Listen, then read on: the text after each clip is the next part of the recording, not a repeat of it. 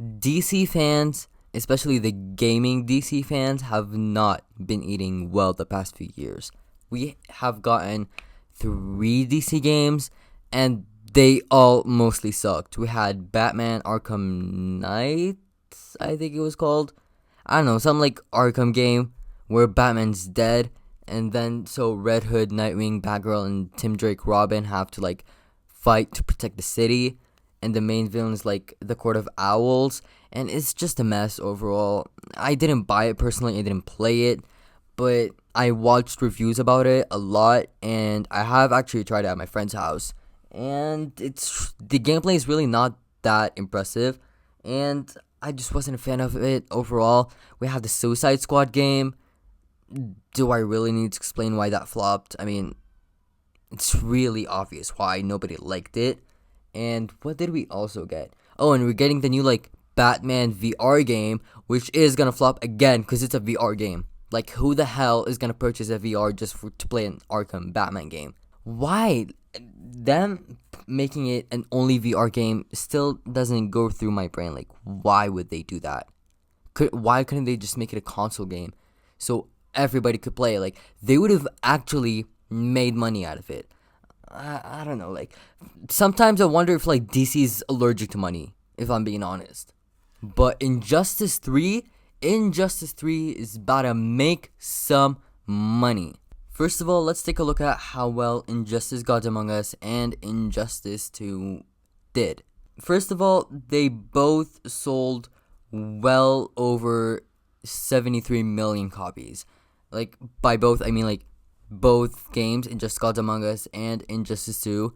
If you combine the two games, they both like sold over 73 million copies, which is a lot. It's not clear how much Injustice Gods Among Us, like just the regular edition or Injustice 2 made, but you can tell that they probably did make a lot of money. And Injustice 3 will be no different, I am sure, especially since MK1 got revealed instead of Injustice 3.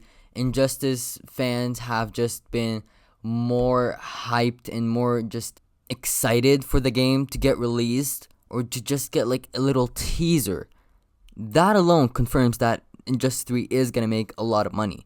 Now, if you're wondering why Injustice 3 wasn't released instead of MK1, it was actually because of some like issues between NRS and Warner Brothers. They like needed Warner Brothers approval for something, and if NRS was just gonna wait for that, it was gonna take like well over 7 years since the release of MK11. So instead, NRS just moved on to another MK game since they don't need anybody's approval for that. And after MK1, Ed Boon decided to like work on a new Injustice game, Injustice 3. So that's why Injustice 3 didn't come out and MK1 did, according to my knowledge at least. Correct me if I'm wrong in the comments down below.